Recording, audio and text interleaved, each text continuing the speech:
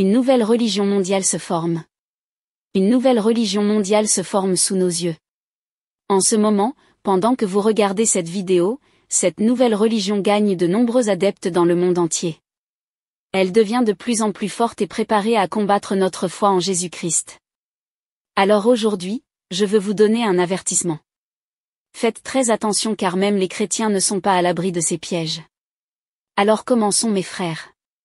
Depuis quelque temps, on entend parler de la formation d'une religion unique qui réunirait les trois principaux groupes religieux du monde. Le catholicisme, l'islamisme et le judaïsme. Cette rumeur s'est renforcée après que les dirigeants de ces institutions se soient réunis il y a quelques mois pour signer un document intitulé « Mouvement mondial pour la paix ». Et pour abriter cette nouvelle religion supposée, le siège de la religion mondiale unique est déjà en cours de construction sur une île d'Abu Dhabi. Selon les informations, le siège sera appelé « la maison de la famille Abrahami », en référence à Abraham qui est considéré comme le patriarche des Juifs, des catholiques et de l'islam. Selon ce projet, le siège de la religion mondiale unique serait composé de 3 bâtiments. Chacun représentant une mosquée, une église et une synagogue. Et viserait à être un phare de compréhension et de coexistence pacifique en s'inspirant du document signé par les dirigeants de l'Église catholique, de l'islam et du judaïsme. Mais le détail, mes frères, est que les catholiques ne peuvent pas utiliser la croix dans leur temple car ce symbole du christianisme n'est pas accepté au Moyen-Orient.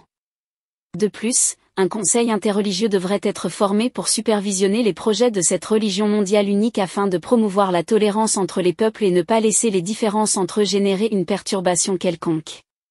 Et la Bible nous dit qu'un jour l'Antichrist se lèvera et qu'il gagnera la confiance des dirigeants politiques et religieux de ce monde. Il montrera aux gens que ce n'est qu'avec une seule religion dirigée par lui-même que la terre peut être un lieu sans guerre, sans injustice et sans inégalité. Et ce sera le grand repère du début de la fin des temps et du compte à rebours du retour de Jésus. Mais mes frères, ce n'est pas cette religion mondiale unique qui doit nous inquiéter maintenant, parce que comme Jésus lui-même nous l'a dit, nous ne savons pas quand tout cela va se produire. Dans le chapitre 24 de Matthieu, regardez ce qui est écrit. Quant au jour et à l'heure, personne ne les connaît, pas même les anges du ciel, ni même le Fils. Mon Père seul les connaît.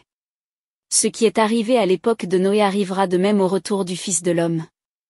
En effet, dans les jours précédant le déluge, les hommes mangeaient et buvaient, se mariaient et mariaient leurs enfants. Jusqu'au jour où Noé est entré dans l'arche. Ils ne se sont doutés de rien jusqu'à ce que le déluge vienne et les emporte tous. Il en ira de même au retour du Fils de l'homme. Regardez ceci, mes frères. La nouvelle religion mondiale, sur laquelle Dieu veut que vous ouvrez les yeux, est aussi liée à l'Antichrist. Mais contrairement à l'alliance mentionnée dans les prophéties de la fin des temps, celle-ci est déjà présente et plus proche que nous ne pouvons l'imaginer. Et vous vous demandez peut-être maintenant, mais si l'Antichrist lui-même n'a pas encore été révélé, comment a-t-il déjà installé sa religion ici? Mes frères, il se trouve que, bien que l'ennemi ne se soit pas encore levé pour que le monde l'adore, son esprit habite sur terre depuis longtemps et il agit contre la vie de millions de personnes, surtout celle des chrétiens. Regardez ce que la Bible nous dit. Voici comment identifier l'Esprit de Dieu. Tout esprit qui reconnaît que Jésus est le Messie venu en homme est de Dieu. Et si un esprit ne reconnaît pas que Jésus est le Messie venu en homme, il n'est pas de Dieu.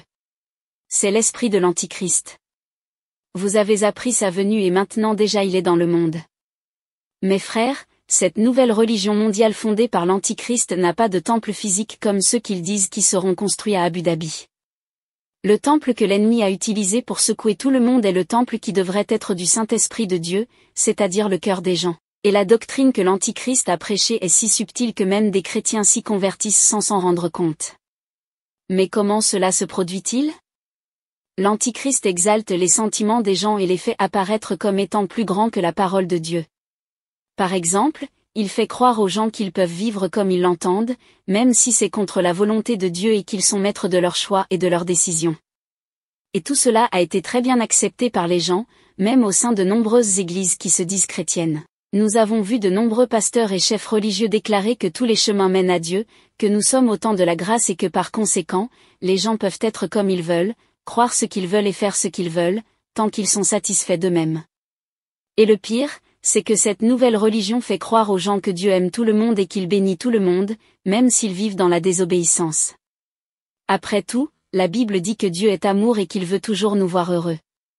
Mais mes frères et sœurs, tout cela n'est qu'un mensonge pour tromper l'être humain afin qu'il n'ait pas besoin de Jésus pour pardonner ses péchés.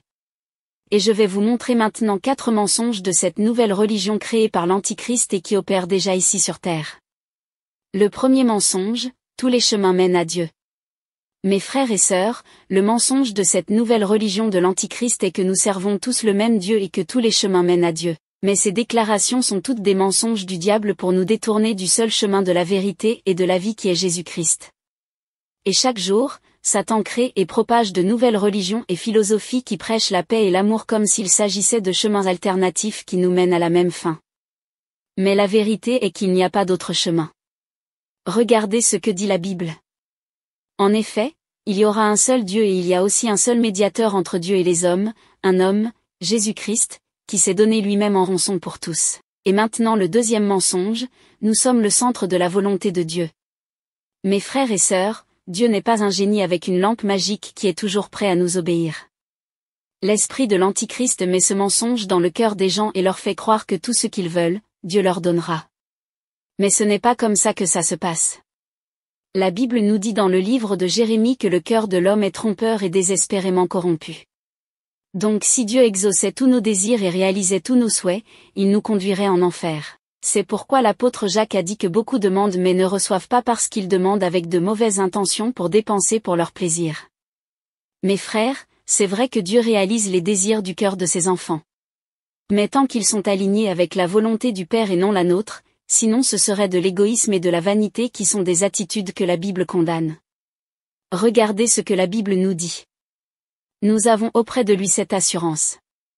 Si nous demandons quelque chose conformément à sa volonté, il nous écoute. Et si nous savons qu'il nous écoute, quelle que soit notre demande, nous savons que nous possédons ce que nous lui avons demandé. Le troisième mensonge. Dieu pardonne à tout le monde. Mes frères, il est clair que Dieu aime ses enfants et qu'il est capable de pardonner leurs péchés. Mais ce pardon ne se produit que lorsque nous reconnaissons le péché, quand nous parlons et nous luttons contre notre propre chair pour ne pas pécher à nouveau. Mais cela ne se produit pas dans la religion de l'Antichrist car il n'y a pas de repentance en elle. Le message du diable pour aujourd'hui est que vous pouvez faire des erreurs. Vous pouvez continuer à insister sur la même erreur autant de fois que vous le voulez et que Jésus vous pardonnera toujours. Mais mes frères, la Bible est très claire sur l'omission du péché. Regardez ce qui est écrit dans le chapitre 28 de Proverbes. Celui qui endurcit son cœur tombera dans le malheur. Regardez ceci, mes frères. Soyez très vigilants quand le diable vous souffle des mensonges comme celui-là à l'oreille. Écoute, tu peux commettre ce petit péché. Tu le mérites. Tu en as besoin aussi. Tu es fatigué. Tu fréquentes l'église depuis tant d'années. Dieu ne se soucie pas que tu fasses une petite erreur de temps en temps. Mes frères et sœurs, nous devons être prudents avec ces mensonges. Je n'ai jamais vu Dieu faire des exceptions dans la vie de quelqu'un. Même pas dans la vie des hommes et des femmes de la Bible. Alors prêtez-y attention. Le quatrième mensonge. Dieu est 100% amour. Mes frères, la Bible dit que Dieu est amour. Et le diable utilise ce passage pour montrer aux gens qu'ils peuvent vivre comme ils le veulent parce que le Seigneur est bon en tout temps. Et c'est par cette porte ouverte par l'ennemi que l'idéologie du genre, le féminisme, la libération des drogues, la normalisation de la prostitution et de la promiscuité ont touché le monde entier. Et le problème est que les gens commencent à traiter tout cela si naturellement qu'il semble que Dieu l'approuve aussi. Mes frères et sœurs, je sais que c'est dur à croire mais il y a beaucoup de pasteurs qui défendent déjà ces questions dans leur église. Mais cette mauvaise doctrine est un mensonge et elle est incomplète parce qu'elle n'alerte pas le peuple que Dieu en plus d'être amour est aussi justice. Et la Bible dit plusieurs fois que Dieu est en effet un feu dévorant. Cela parce que Dieu est totalement juste, Dieu est pur et Dieu est saint et sa sainteté ne tolère pas le péché. Sa justice exige une punition pour la transgression de sa loi. Et c'est pourquoi Jésus est allé sur la croix et a souffert de façon absurde pour nos péchés. La Bible dit que sur lui sont tombées toutes les malédictions et toutes les punitions que vous et moi avons méritées. Ainsi mes frères et sœurs, nous devons comprendre que sans le sang de Jésus-Christ, nous ne pouvons avoir d'intimité avec Dieu. Nous ne pouvons être pardonnés et nous ne pouvons être sauvés. Alors ne tombez pas dans le mensonge qu'il y a un autre moyen pour vous d'être accepté par Dieu.